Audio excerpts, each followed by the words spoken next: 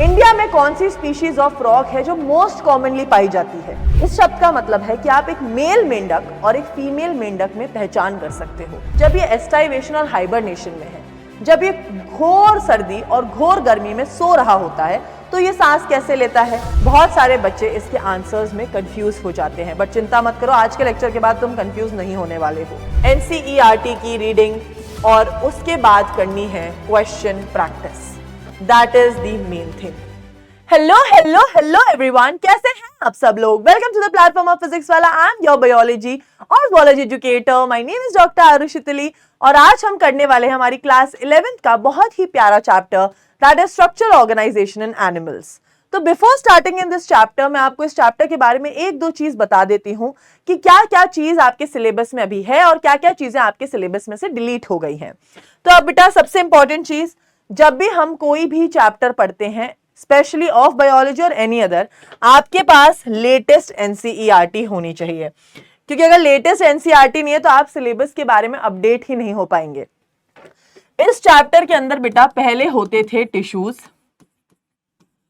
Cockroach, earthworm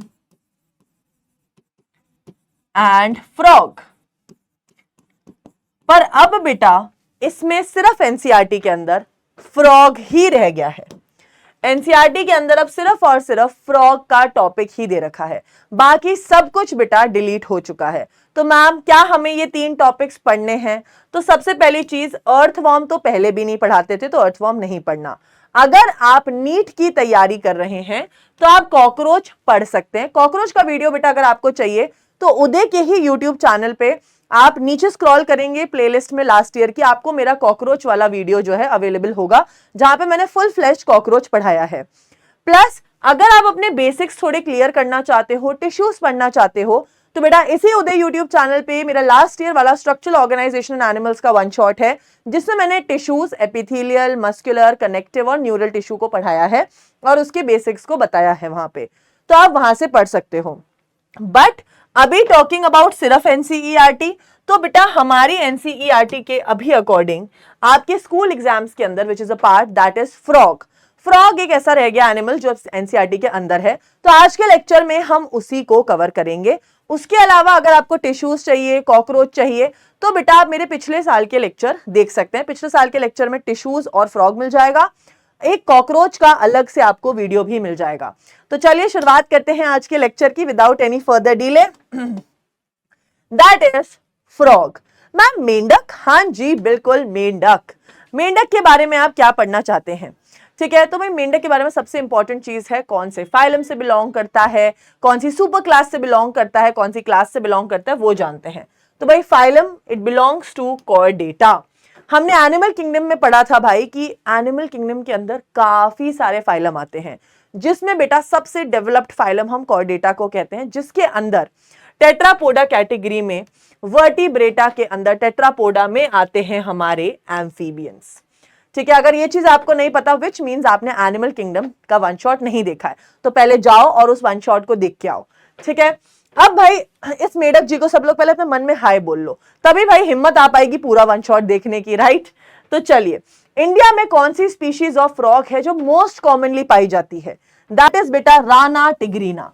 अगर कोई पूछ ले भाई कौन सी कॉमन स्पीशीज है इंडिया में, राना टिग्रीना, आपको पता होना चाहिए, डायरेक्ट क्वेश्चन बनता है।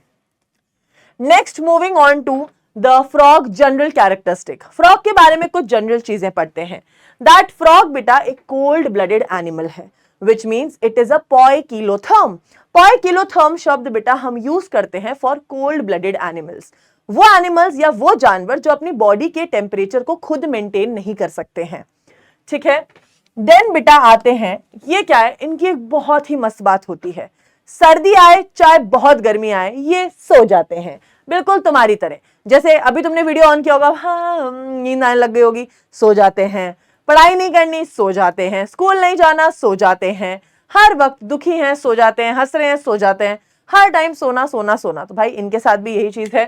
क्या होता है बेटा, क्योंकि एक्सट्रीम विंटर और एक्सट्रीम समर को सहन नहीं कर पाते, तो they go into a deep sleep, जो बेटा हाइबरनेशन होती है आपकी विंटर स्लीप, एस्टाइवेशन है आपकी समर स्लीप, जिसमें ये एकदम प्यारी निंद्रा में सो जाते हैं। Often a frog is found in grass or land. It changes its color. मतलब क्या होता है बेटा, अब सबसे ज्यादा डर मेंढक को किससे होता है? उससे बड़े जानवरों से जो उसे खा सकते हैं, स्पेशली सांपों से। ठीक है, क्योंकि सांप जो होते हैं बेटा वो फ्रॉग को चाहते हैं कि हम फ्रॉग को खा लें। जब आपने नॉर्मली बचपन में क्लास 10th के अंदर अपनी फूड चेन्स पढ़ी होंगी, तो फूड चेन में हम फ्रॉग को स्नेक ही खाता है वहां पे, राइट, या ईगल भी खा लेता है। बट मैं आपको इन जनरल बता रही हूं कि इन्हें अपने प्रीडेटर से बचना है कि भाई इन्हें कोई खा ना जाए, तो अपने आप को छुपाते हैं ये घास के अंदर, पानी के अंदर, उसी तरह का रंग ढाल लेते हैं ताकि भाई इन्हें पहचान ना पाए इनका जो प्रीडेटर है, जिन्हें शिकार करने आ रहा है, कि यहाँ पे फ्रॉग है। तो they have a property called as camouflage, या इसे आप कह सकते हैं प्रोटेक्टिव मिमिक्री। मिमिक्री करना मतलब किसी की कॉपी करना, अपने सराउंडिंग एनवायरनमेंट का कलर ढाल लेना।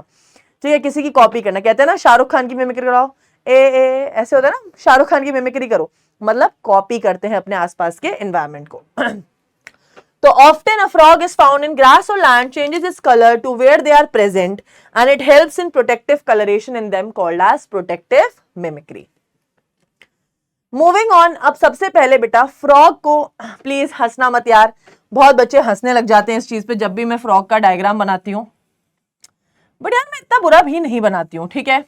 आई एम गुड एट इट, समझ आई, I am good at it, and ये जितनी जल्दी जो बच्चे हैं वो जान ले वो अच्छा है, ठीक है। I am good at drawing a frog, ठीक है। तो जो बेटा फ्रॉग का डायग्राम मैं इसलिए बनाती हूं ताकि बेटा सारे बच्चों को एक बार इसके जो मॉर्फोलॉजिकल कैरेक्टर्स हैं वो क्लियर हो जाएं।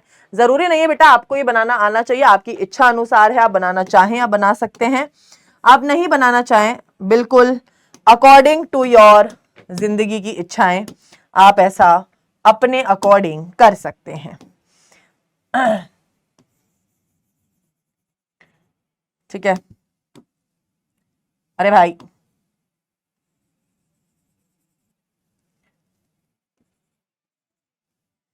आप लोगों की बेटर अंडरस्टैंडिंग के लिए ये मैं बना रही हूं ताकि आप लोग को बेटा ये टॉपिक और बेहतर तरीके से क्लियर हो, ठीक है। अब ये कितना सुंदर है। अब मुझे बताओ, कोई नहीं कह सकता ये मेंढक गंदा दिख रहा है, खाते पीते घर का है भाई। तो चलिए आइए इसके बारे में पढ़ते हैं। सबसे पहले ये डायग्राम बनाते ही ना आपको आधी चीजें अबाउट द फ्रॉग एकदम क्लियर हो जाएंगी। तो भाई फ्रॉग की बॉडी में होता है, एक होता है इसकी खोपड़ी, दैट इज द हेड, और एक होता है बेटा इसका पीछे का part which is called as the trunk. तो भाई क्या होता है इसके पास, हेड एंड ट्रंक। अब भाई इसके पास होते हैं दो पांव, आगे के दो पांव that is the fore limbs, और पीछे के दो पांव that is the hind limbs, ठीक है। This is called as the fore limb. जो आगे के पांव होते हैं बेटा इनमें होती है सिर्फ और सिर्फ 4 उंगलियां, 4 डिजिट्स। 4 डिजिट्स माने 4 उंगलियां होती, देखो मैंने 4 ही ड्रॉ करी हैं। पीछे के पांव में बेटा which is called as the hind limb, इसमें होती हैं 5 उंगलियां, 5 डिजिट्स, और बेटा ये होता है वेब्ड एंड मस्कुलर। बेटा पीछे का जो इसका लिम्ब होता है that is the hind limb, वो ज्यादा स्ट्रॉन्ग होती है as compare to fore limb, क्योंकि बेटा मेंढक अपने पीछे के पांव से ही प्रेशर लगा के जंप मारता है, ठीक है। दैट इज वाई इसकी जो पीछे की टांगे होती हैं दैट इज हाइंड लिम्स, वो ज्यादा स्ट्रॉन्ग होती है as compare to the fore limb. और मैम ये वेब्ड का मतलब क्या होता है कि बेटा इसकी उंगलियों के बीच में ऐसे जुड़े होती हैं, ठीक है, which is a webbed structure. Okay, मैं अभी आपको दिखा भी देती हूं ताकि थोड़ा सा क्लैरिटी आए आपको। वेब्ड, मैम का वेब्ड, ये देखिए यहां पे आप देख सकते हैं जैसे कि इसकी हाइंड लिम्स, यहां गौर करें यहां पे, ये देखिए कैसे इसके पांव जुड़े हुए, this is called as webbed feet, ठीक है, this is called as the webbed feet. अब नेक्स्ट चीज, दोनों पांव की बात हो गई। मैम आपने इसका ये हिस्सा येलो क्यों बनाया है? तो बेटा क्या होता है, एनसीईआरटी कहती है कि जो इसकी वेंट्रल बॉडी है, वेंट्रल बॉडी है वो पेल येलो कलर की है, और इसकी डॉर्सल बॉडी है जो ऊपर की बॉडी है उस पे है ग्रीन पैचेस, वो ग्रीन है और उस पे ग्रीन पैचेस हैं, ठीक है। इसकी डॉर्सल बॉडी पे क्या है, ग्रीन कलर के पैचेस और लाइंस, ये देखो तभी मैंने इसको ऐसा बनाया है। अब मैम इसकी आंखें कैसी होती है, बेटा इसकी आईज जो होती हैं बल्ज्ड आउट होती है। तुमने हमेशा देखा होगा, कहते हैं ना जिन लोगों की आंखें काफी मोटी मोटी और बाहर की तरफ होती है, तो ये मेंढक जैसी आंखें हैं यार, क्योंकि बल्ज्ड आउट आईज होती हैं। इनके पास बेटा नॉस्ट्रिल्स भी होते हैं, और ये आप देख रहे हो कि मैम ये इसके यहाँ पे जलेबी क्यों चिपकाई है आपने, बेटा दिस इज नॉट जलेबी।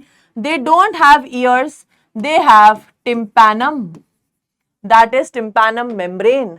एक मेम्ब्रेन होती है बेटा जिससे ये साउंड वाइब्रेशंस को डिटेक्ट करते हैं अपने आसपास की। इनके पास अपने जैसे एक एक्सटर्नल ईयर या ईयर पिन्ना नहीं होता है, इनके पास एक मेम्ब्रेन होती है जिसे कहते हैं tympanum membrane.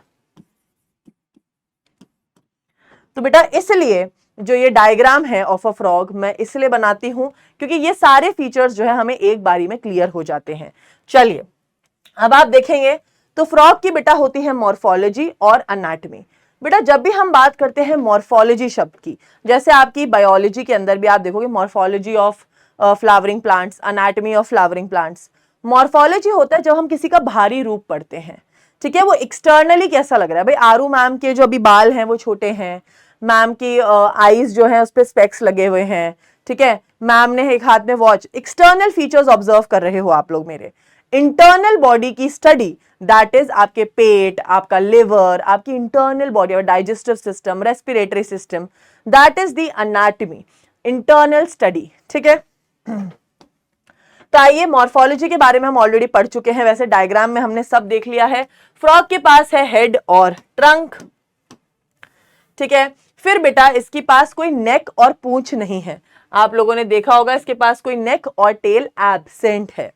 Above mouth paired external nostril is present, अभी हमने वहां दो कलर के ब्लैक डॉट बनाए थे कि इसके पास नॉस्ट्रिल्स हैं। Membranes tympanum is near I which collect sound vibration, मैंने आपको बताया था इसके पास टिम्पैनम होता है जहां से साउंड वाइब्रेशंस को डिटेक्ट करता है। लिम्स बेटा इसके पास दो होती हैं, four limbs and hind limbs. Four limbs में बेटा 4 उंगलियां होती हैं, हाइंड लिम्स में 5, और वो वेब्ड होती हैं, जुड़ी होती हैं और काफी मस्कुलर होती हैं जो उसको स्विमिंग, जंपिंग, बरोइंग में मदद करती हैं।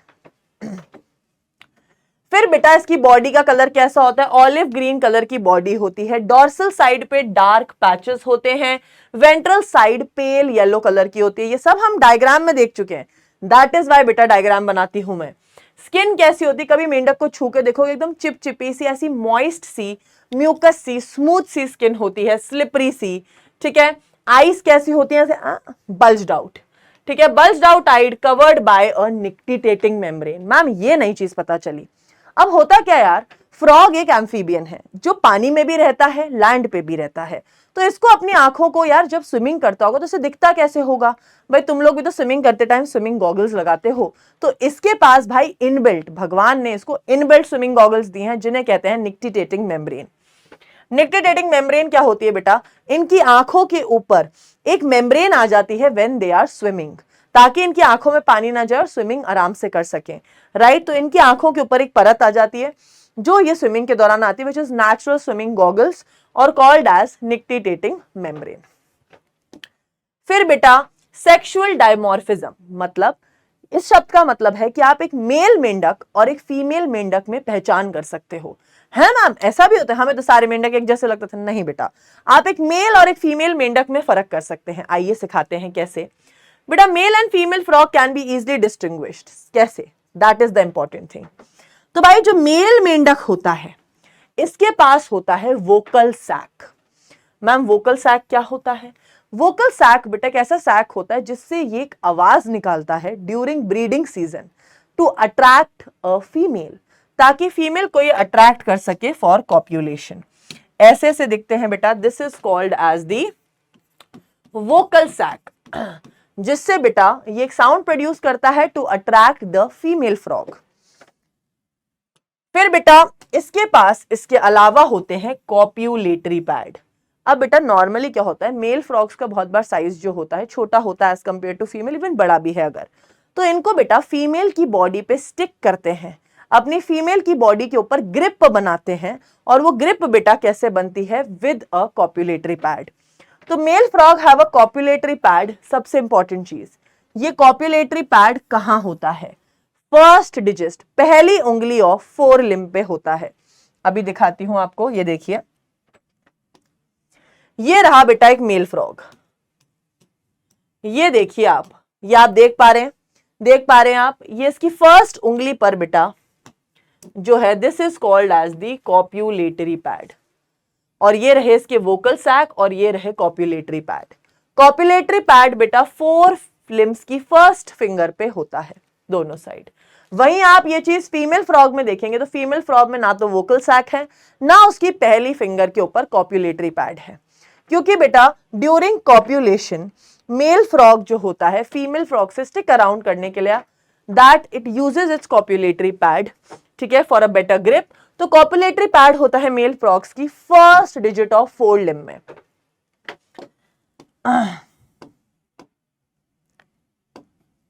नाउ आइए क्वेश्चन देखते हैं, which of the structure protects the eye of the frog in water. Swimming goggles कौन से हैं भाई, निक्टिटेटिंग मेम्ब्रेन। नेक्स्ट क्वेश्चन है, मेल फ्रॉग्स को डिस्टिंग्विश किया जा सकता है from the female frog by the presence of, that is vocal sag and copulatory pad, which makes the D option the correct answer. Where are the copulatory pad in male frogs present? Male frog के अंदर copulatory pad कहाँ होता है भाई, first digit of the forelimb. C option is the correct answer. Now moving on to the anatomy of the frog. Anatomy of frog में बेटा हम पढ़ेंगे इसका डाइजेस्टिव सिस्टम, इसकी रेस्पिरेशन के बारे में, इसकी सर्कुलेटरी सिस्टम के बारे में, ठीक है, इसके रिप्रोडक्टिव सिस्टम के बारे में। इसमें से बाकी सिस्टम्स तो काफी छोटे छोटे हैं, जिन पर हमें फोकस करना है वहां हम ध्यान देंगे। बाकी बेटा it is very very easy, nothing tough. तो आइए शुरुआत करते हैं। Let's start with the digestive system of a frog. तो भाई फ्रॉग के डाइजेस्टिव सिस्टम में भी एलिमेंट्री कैनाल होती है और होती हैं कुछ ग्लैंड्स। मैम ग्लैंड कौन सी है इसके पास, बेटा इसके पास भी होती है लिवर और पैनक्रियास, जैसे हमारे ह्यूमंस के पास है, और एलिमेंट्री कैनाल, राइट। अब आइए इसका डायग्राम बनाते हैं। डायग्राम बनाने से क्लैरिटी बेहतर तरीके से आती है, राइट।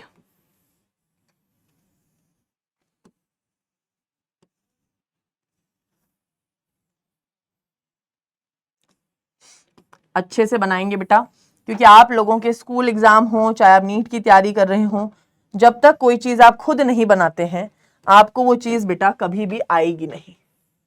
ऑलवेज ट्राई कि कोई भी चीज जब बनाओ तो खुद से बनाओ, ताकि आपको उस चीज का आइडिया लगे।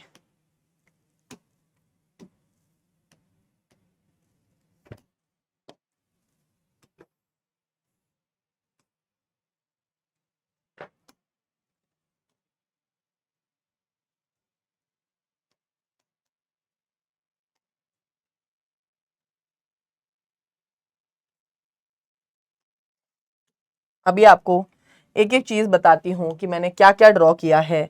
बहुत सारे बच्चों को लग रहा होगा मैम ने क्या क्या ड्रॉ किया है, हमें बताओ मैम जरा। तो बिल्कुल बेटा बता रही हूं, आप ही लोगों के लिए ड्रॉ किया है। तो दिस इज द माउथ बेटा, जहां से ये खाना लेता है, ठीक है। माउथ से ही बेटा ये जो होता है अपना खाना अपनी बॉडी के अंदर लेता है। अब माउथ के अंदर बेटा इसके पास एक स्पेशल होती है इसकी टंग। इसकी टंग बेटा हमारी टंग जैसी नहीं होती, इसकी होती है बायलोब्ड टंग। मैम बायलोब्ड टंग क्या होता है, तो अभी आपको एक बायलोब्ड टंग का डायग्राम दिखाती हूं ताकि आपको, अच्छा तो हमारे पास बायलोब्ड टंग का डायग्राम नहीं है तो मैं आपको बना के दिखा देती हूं। मतलब बेटा इसकी जीभ थोड़ी ऐसी होती है, ठीक है, ताकि मान लो यहां कोई कीड़ा उड़ के आ रहा है तो ये उस कीड़े को इजीली पकड़ लेता है अपनी टंग से, लाइक इजीली ग्रैस्प कर लेता है। इसकी बाय ऐसी ना बाय लोब्ड टंग होती है, यूं पकड़ लेता है अंदर, ठीक है। तो इसकी टंग होती है इसके माउथ के अंदर, वहां से बेटा आता है that is the next, that is pharynx, और फिर आती है ईसोफेगस बेटा, जिसे we also called as food pipe. ये है बेटा स्टमक, ये अब शुरू हो गई इसकी स्मॉल इंटेस्टाइन, ठीक है, which is divided into duodenum, एकदम ह्यूमन जैसे, ilium, and the part is called as rectum, which these all three parts are of small intestine. तो मैम ये हिस्सा क्या है आगे का? बेटा आगे वाला हिस्सा is called as the cloaca, और इसके आगे वाला is called as cloacal aperture, cloaca and cloacal aperture, right. अब बेटा हम आगे की बात अगर कर रहे हैं तो ये तीन मैम आपने अलग सी रंग की चीजें बनाई हैं, व्हाट इज दिस? तो दिस इज बेटा लिवर, ये है बेटा लिवर। फिर मैम ये पिंक वाली क्या है बेटा? This is pancreas and gall bladder, this is pancreas, this is gall bladder and this is the common duct, जिसे हम कॉमन डक्ट कहते हैं, जहां से ये कनेक्ट हो रही है। अरे भाई साहब डरी गई मैं तो। कॉमन डक्ट जो कनेक्ट हो रही है, ठीक है। तो बेसिकली बेटा अगर आप देखेंगे ओवरऑल तो इसके इस पूरे एलिमेंट्री कैनाल के सिस्टम को जब आप देखेंगे तो माउथ से ये शुरू होता है, फेरिंग्स, ईसोफेगस, स्टमक, फिर बेटा तीन हिस्से होते हैं स्मॉल इंटेस्टाइन के, duodenum, ilium and rectum, and फिर आता है क्लोएका एंड क्लोएकल अपर्चर। अब मेरे को पता है आप लोगों के लिए एक नया शब्द होगा, cloaca and cloacal aperture. Mouth आ गया, buccal cavity, pharynx, oesophagus and oesophagus, यहां पे स्टमक, स्टमक के बाद बेटा यहां से एरो है, this is the part of small intestine, और स्मॉल इंटेस्टाइन के बाद क्लोएका, क्लोएकल अपर्चर और खाना बाहर निकल जाता है। जो हमने ड्रॉ किया बस वो लिखा हुआ है। अब ये क्योंकि बेटा जो फ्रॉग्स होते हैं normally they are carnivorous, insects वगैरह खाते हैं, इसलिए इनकी इंटेस्टाइन जो होती है छोटी होती है एज कंपेयर टू हर्बीवोरस, ठीक है। अब मैम क्लोएका क्या होता है? तो बेटा क्लोएका एक कॉमन चैम्बर है। क्लोएका क्या है? एक कॉमन चैम्बर है जहां पर डाइजेस्टिव सिस्टम भी खुलता है, ठीक है। यहां पे बेटा एक्सक्रीटरी सिस्टम भी खुलता है, यहां पे रिप्रोडक्टिव सिस्टम भी खुलता है, विच मीन्स एक ऐसी कॉमन जगह जहां पे डाइजेस्टिव सिस्टम भी एंड हो रहा है, एक्सक्रीटरी सिस्टम भी एंड हो रहा है और रिप्रोडक्टिव सिस्टम भी एंड हो रहा है। तो इस क्लोएका के अंदर बेटा कॉमन पैसेज है ये। तो क्लोएका के बारे में कोई कुछ भी पूछे तो it is a common chamber for alimentary canal, reproductive canal and excretory, all open into cloaca. अब आता है बेटा डाइजेस्टिव सिस्टम के अंदर तीन processes, digestion, absorption and egestion. आइए पढ़ते हैं। तो भाई डाइजेशन शुरू हो जाता है माउथ से। माउथ से मैंने आपको बताया था इसके पास फूड को गैदर करने के लिए एक टंग होती है जिसे हम कहते हैं बायलोब्ड टंग, ठीक है। बायलोब्ड टंग, ऐसी सी जीभ होती है। वो बेटा अपनी माउथ से जैसे इसने इंसेक्ट को पकड़ा, अब वो इसके ईसोफेगस से होते हुए इसके स्टमक में आएगी। स्टमक में बेटा होता है गैस्ट्रिक जूस और HCl, जो बेटा उस खाने को डाइजेस्ट कराने में हेल्प करता है। फूड को बेटा जब मिक्स हो जाता है इन दोनों चीजों से, फूड कहलाता है काइम। अब भाई एसिड और गैस्ट्रिक जूस से मिल चुका है फूड, अब फूड जाएगा इंटेस्टाइन में जहां पे होता है मेजर डाइजेशन का प्रोसेस। क्यों? क्योंकि वहां पर बेटा सारी ग्लैंड्स के सिक्रीशन आते हैं। इंटेस्टाइन के अंदर बेटा पैनक्रियाटिक जूस से आते हैं कुछ एंजाइम्स जो हेल्प करते हैं डाइजेशन करने में कार्बोहाइड्रेट्स और प्रोटीन का। मतलब जो एंजाइम्स पैनक्रियाज रिलीज कर रही है उसमें डाइजेशन किसका हो रहा है? कार्बोहाइड्रेट और प्रोटीन का। अब लिवर जो सिक्रीट कर रहा है बाइल जूस, उससे बेटा फैट्स का डाइजेशन हो रहा है। इमल्सिफिकेशन ऑफ फैट मतलब फैट को, बड़े फैट के टुकड़े को छोटे छोटे टुकड़ों में तोड़ दिया जा रहा है। रेक्टम बेटा वो हिस्सा है जहां temporary storage of faecal matter होता है, जहां पे टेम्पररी जो इसका एक्सक्रीटरी वेस्ट है वो स्टोर होता है। फिर वो बेटा क्लोएका से होते हुए क्लोएकल अपर्चर के थ्रू निकल जाता है बाहर की तरफ। ठीक है, इस तरीके से बेटा डाइजेशन का प्रोसेस काम करता है। यहां पर दो चीजें याद रखने की हैं, सॉरी तीन, माउथ में बाइलोब टंग है, स्टमक में गैस्ट्रिक जूस और HCl है, और लिवर और आपकी इंटेस्टाइन के अंदर बेटा जो लिवर है वहां से सिक्रीट हो रहा है बाइल जूस जो फैट्स का इमल्सिफिकेशन कर रहा है, पैनक्रियाटिक जूस जो कार्बोहाइड्रेट और प्रोटीन का डाइजेशन कर रहा है। नेक्स्ट आता है एब्जॉर्प्शन।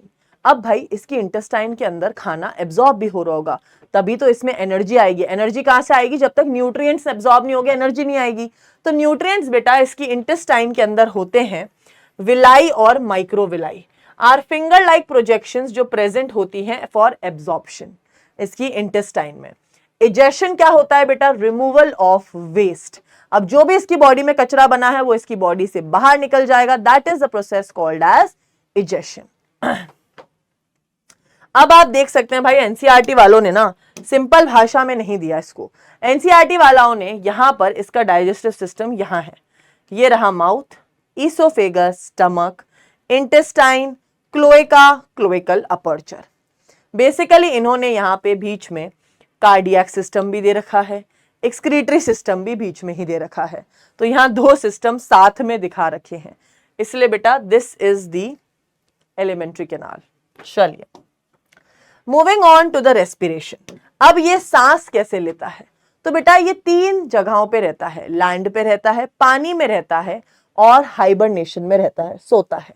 तो इन तीनों जगहों पर ये सांस कैसे लेता है?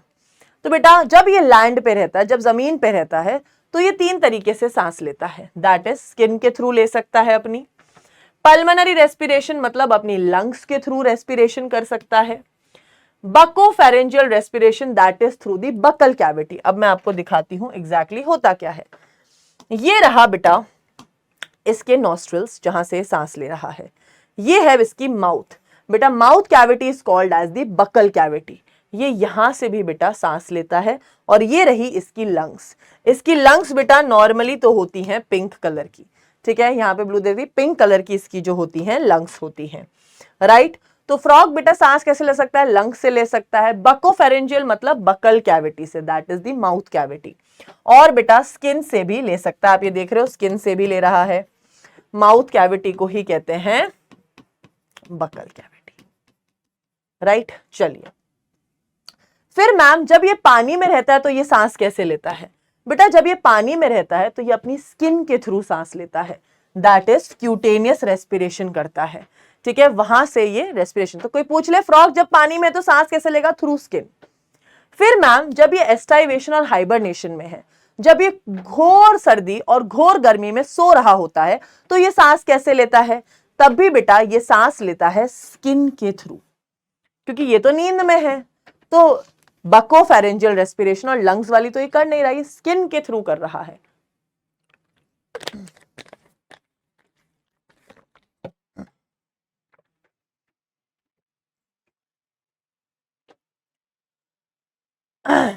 Now starting with the next, that is the next part, circulatory system. अब सर्कुलेटरी सिस्टम में बेटा दो आते हैं, that is blood vascular system and lymphatic system. Blood vascular system में आती हैं तीन चीजें, that is blood, blood vessels और हार्ट। लिम्फेटिक सिस्टम में आती है lymph, lymph channels and lymph nodes. अब एक एक करके पढ़ते हैं। सर्कुलेटरी सिस्टम में बेटा ब्लड वैस्कुलर सिस्टम के अंदर ब्लड, ब्लड वेसल्स और हार्ट पढ़ेंगे। इसका बहुत well developed blood circulatory system है, क्लोज्ड सर्कुलेटरी सिस्टम है, कैपिलरीज वगैरह सब कुछ बॉडी में प्रेजेंट है। हार्ट बेटा इसका 3 चैम्बर्ड होता है। 3 चैम्बर्ड हार्ट में बेटा 2 होते हैं ऑरिकल, 1 होता है वेंट्रिकल, ठीक है, 2 ऑरिकल 1 वेंट्रिकल। और इसके पास सिर्फ यहीं पे नहीं खत्म हो रहा, इसके हार्ट के पास 2 एडिशनल चैम्बर होते हैं। ये बेटा इंपॉर्टेंट है। देखो कोई भी चीज जो नॉर्मल से अलग दे रखी है, किसी भी चीज में, बायो में बेटा क्वेश्चंस वहीं से पूछे जाते हैं जो चीज अलग होती है ना। अब भाई नॉर्मली तो सबको पता है यार 3 चैम्बर्ड हार्ट होता है फ्रॉग का, 2 ऑरिकल 1 वेंट, नॉर्मल। पर वो कभी ये क्वेश्चन नहीं पूछेंगे, वो पूछेंगे भाई एक्स्ट्रा चैम्बर कौन से हैं बताओ। तो अब क्या होता है मैं आपको यहां दिखाती हूं। आप मान लीजिए ये रहा हार्ट, ये रे दो ऑरिकल, ये रे वेंट्रिकल। उल्टी साइड से भी दिखा देती हूं। तो भाई हार्ट की डोर्सल साइड मतलब हार्ट के पीछे वाली साइड पे होता है साइनस वेनोसस। साइनस वेनोसस बेटा होता है that is on the dorsal side of the heart, और conus arteriosus is on the ventral side of the heart. ठीक है, वेंट्रल साइड पे होता है कोनस आर्टीरियोसस। ठीक है, वेंट्रल साइड पे प्रेजेंट होता है कोनस आर्टीरियोसस। राइट, समझ गए। अब चलिए, अब आपको दिखाते हैं हार्ट के बारे में। तो हार्ट बेटा एक मस्कुलर ऑर्गन है। हाँ जी मैम। कहां प्रेजेंट होगा? Upper part of the trunk में प्रेजेंट होगा। हार्ट के ऊपर मैम कोई कवरिंग होगी इसके? बिल्कुल होगी जी, पेरिकार्डियम, ताकि बेटा इसको कोई झटका ना लगे, प्रोटेक्शन रहे हार्ट की। अब सर्कुलेशन कैसे होता है मैम? भाई इसके राइट एट्रियम के अंदर, अब राइट एट्रियम की साइड बेटा डीऑक्सीजनेटेड ब्लड आता है। ठीक है, अब इसको ध्यान कैसे रखेंगे मैं एक मिनट यहां बताती हूं। ये हार्ट है इसका, राइट।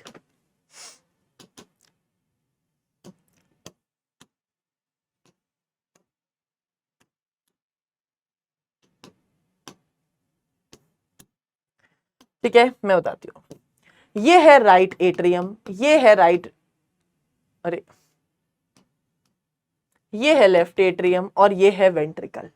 राइट एट्रियम में बेटा आता है डीऑक्सीजनेटेड ब्लड, इधर आता है ऑक्सीजनेटेड ब्लड, और इधर हो जाती है मिक्सिंग। क्योंकि बेटा इसके पास वेंट्रिकल एक ही है, इसलिए इसके यहाँ बॉडी के अंदर ब्लड की मिक्सिंग होती है।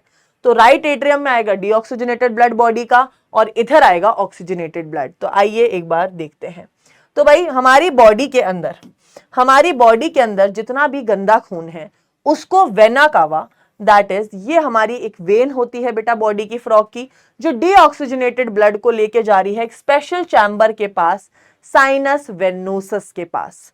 ठीक है, साइनस वेनोसस, ये देख लो, ये वो एक्स्ट्रा वाला चैम्बर है, राइट। इस एक्स्ट्रा चैम्बर के पास वो जा रही है, और ये चैम्बर बेटा इस डीऑक्सीजनेटेड ब्लड को राइट एट्रियम के पास भेजता है।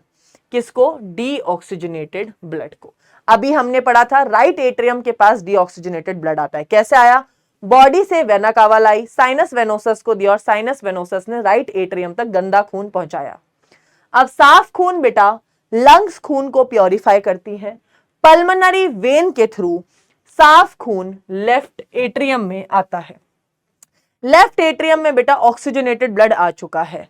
अब ये ब्लड बेटा वेंट्रिकल में जाएगा, और वेंट्रिकल में क्या होगा? मिक्सिंग होगी, ब्लड मिक्स हो गया। अब वेंट्रिकल से बेटा ये जो मिक्स्ड ब्लड है पूरी बॉडी में सप्लाई होगा। तो वेंट्रिकल से बेटा ये जाता है एक एक्स्ट्रा चैम्बर में, जिसे कहते हैं कोनस आर्टीरियोसस।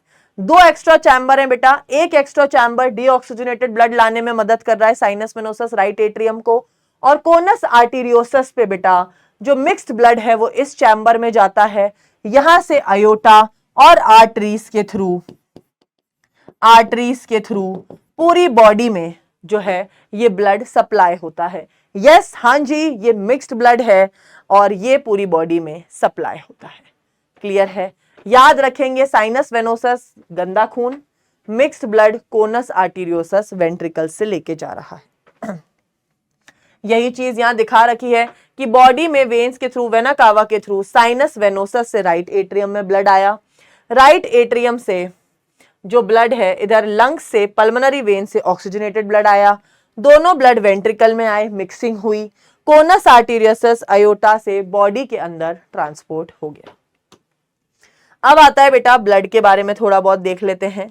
बेटा ब्लड में होता है plasma, that is the fluid part, and होते हैं कुछ formed elements same as humans बेटा। प्लाज्मा और फॉर्म्ड एलिमेंट्स जैसे आरबीसी, डब्ल्यूबीसी और प्लेटलेट्स। अब ब्लड का बेसिक काम होता है ट्रांसपोर्ट करना गैसेस का और न्यूट्रिएंट्स का, और एक्सचेंज ऑफ गैसेस करना। तो सेम चीज बेटा इसका ब्लड भी कर रहा है। अगेन लिम्फेटिक सिस्टम भी सेम काम कर रहा है, बस फर्क कितना होता है बेटा ब्लड और लिम्फेटिक सिस्टम के कलर में। लिम्फेटिक सिस्टम कलरलेस होती है, lymph fluid is colourless fluid, क्योंकि उसमें कोई हीमोग्लोबिन नहीं होता। लिम्फ नोड्स और लिम्फ चैनल्स होते हैं, अगेन ये भी सेम ब्लड जैसा ही काम करता है, that is transport of nutrients and gases and exchange of gases करना। अब आता है बेटा पोर्टल सर्कुलेशन। आप लोगों ने बहुत बार सुना होगा क्या इस दुनिया में एलियंस होते हैं, हमने यूएफओ स्पॉट किया है, एक अलग भूतों की दुनिया है और ये है, उसके बीच में एक पोर्टल सिस्टम है, पोर्ट है जहां से कनेक्शन। तो पोर्टल बेटा, पोर्टल का मतलब एक स्पेशल कनेक्शन होता है दो जगहों के बीच का। वैसे ही बेटा बॉडी के अंदर भी पोर्टल सर्कुलेशन होती है, दो जगह के ऑर्गन्स के बीच में एक स्पेशल टाइप का कनेक्शन होता है, ठीक है। तो it is a special vascular connection between organs. मान लीजिए दो ऑर्गन्स हैं, इनके बीच में बेटा कैपिलरीज के थ्रू एक स्पेशल कनेक्शन है, इस ऑर्गन और इस ऑर्गन के बीच में। This is called as portal circulation, right, which starts with capillaries and ends with capillaries.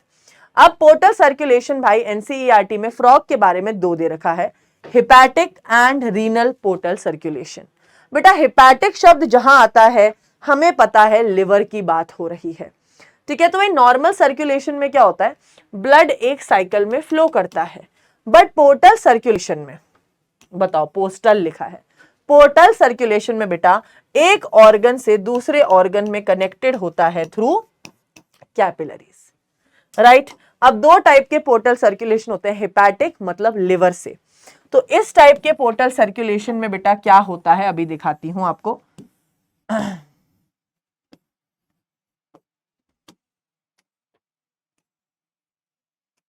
तो बेटा लिवर का कनेक्शन होता है,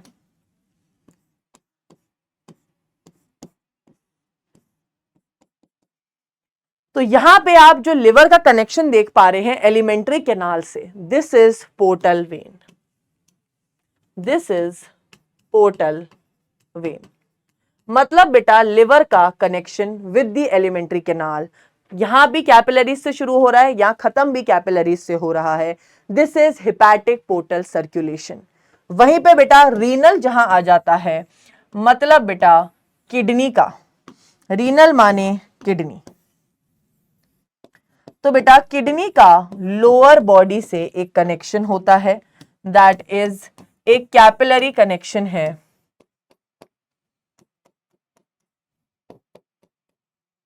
ठीक है। तो एक कैपिलरी टाइप कनेक्शन है किडनीज का लोअर बॉडी से, this vein is called as renal vein, renal portal vein, ठीक है। तो बेसिकली बेटा किडनीज का कनेक्शन जो लोअर बॉडी पार्ट से हो रहा है एक स्पेशल टाइप की वेन से, this is renal portal system. And जब लिवर और एलिमेंट्री कैनाल के बीच एक कनेक्शन है, that connection is called as portal, hepatic portal system, और हिपैटिक पोर्टल वेन के थ्रू होता है ये, ठीक है, हिपैटिक पोर्टल वेन है वो।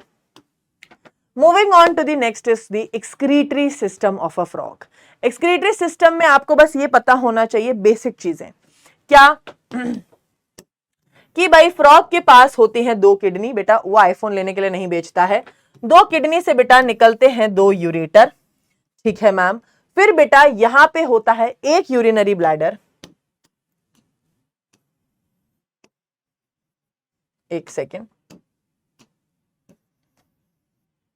तो अब मैं आपको दिखाती हूं, this is kidney, this is kidney, this is ureter बेटा जो दोनों किडनी से निकल रहे हैं, this is cloaca, this is cloacal aperture and this is urinary bladder.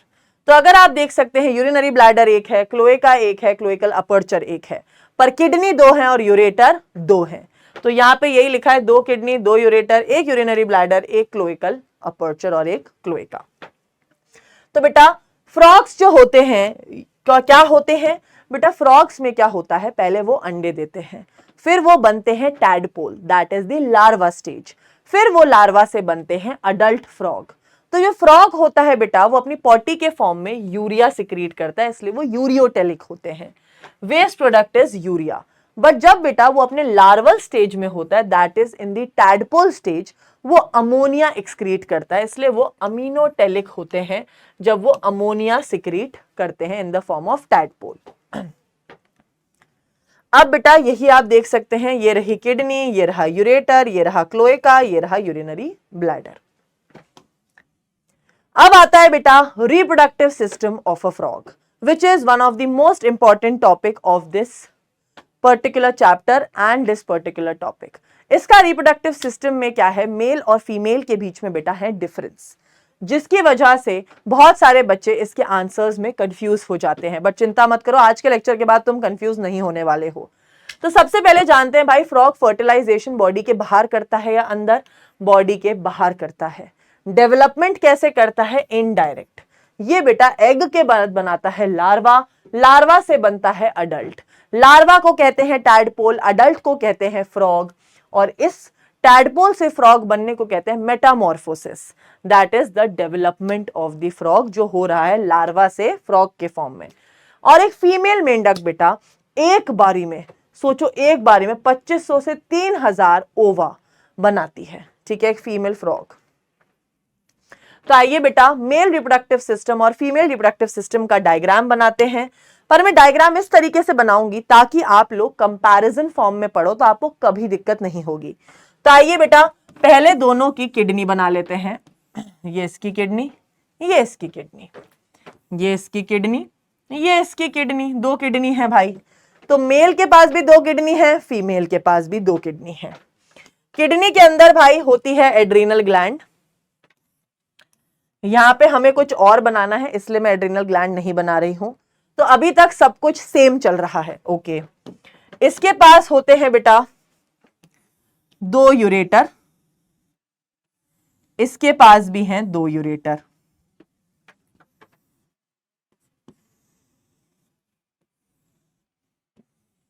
दो यूरेटर। इसके पास है बेटा क्लोएका, इसके पास भी है क्लोएका और क्लोएकल अपर्चर, ठीक है। दोनों के पास क्लोएका और क्लोएकल अपर्चर है। दोनों के पास यहां पे यूरिनरी ब्लैडर है, दोनों के पास यूरिनरी ब्लैडर है, ठीक है। अभी हम थोड़ी सी लेबलिंग कर लेते हैं, हमने जितना पढ़ लिया उतने की, राइट। तो दिस इज किडनी, जो इसकी भी किडनी है, राइट। दिस इज यूरेटर, जो इसका भी यूरेटर है। दिस इज क्लोएका, जो इसका भी क्लोएका है। दिस इज क्लोएकल अपर्चर, जो इसका भी क्लोएकल अपर्चर है। दिस इज यूरिनरी ब्लैडर, जो इसका भी यूरिनरी ब्लैडर है। तो अभी तक हमने दोनों में जो चीजें देखी बेटा, वो दोनों में सेम टू सेम थी। ये ब्लू कलर की जो आप देख रहे हैं किडनी के अंदर, दैट इज एड्रीनल ग्लैंड। अब फर्क कहां आता है? फर्क कहां आता है? बिफोर दिस ऑल्सो इनके ऊपर बेटा होती हैं ऐसी फैट बॉडीज, वो भी दोनों के ऊपर होती हैं। मेल्स के ऊपर भी होती हैं, फीमेल्स के ऊपर भी होती हैं किडनी के।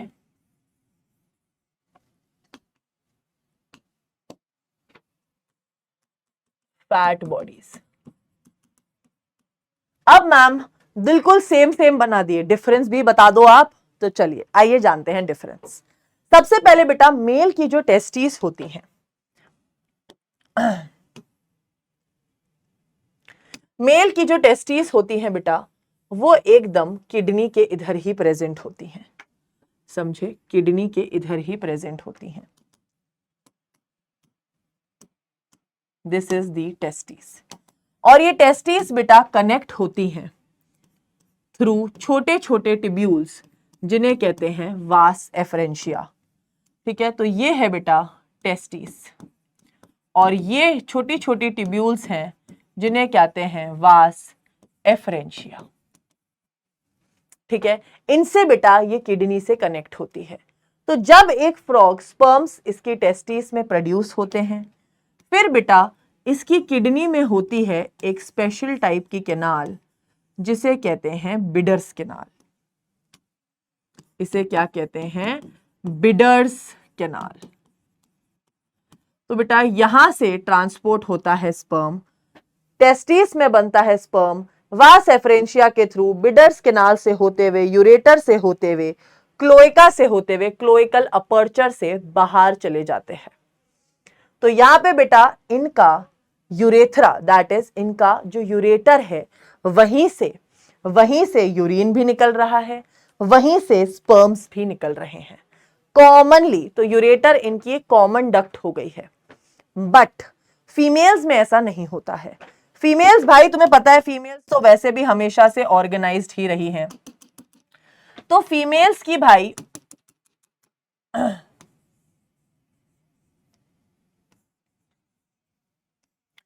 अभी दिखाती हूं आपको। तो फीमेल्स का भाई सिस्टम ही अलग रहता है हमेशा से, ठीक है। तो फीमेल्स की बेटा जो ओवरीज होती हैं वो अलग होती हैं, राइस। फीमेल की बेटा जो ओवरीज होती हैं वो अलग ही होती हैं। अगर आप देखोगे, अगर बेटा आप लोग ये चीज देखोगे तो आपको बहुत क्लियरली नजर आएगा कि फीमेल्स के अंदर ओवरीज भाई कते ही अलग दे रखी हैं, बिल्कुल अलग से।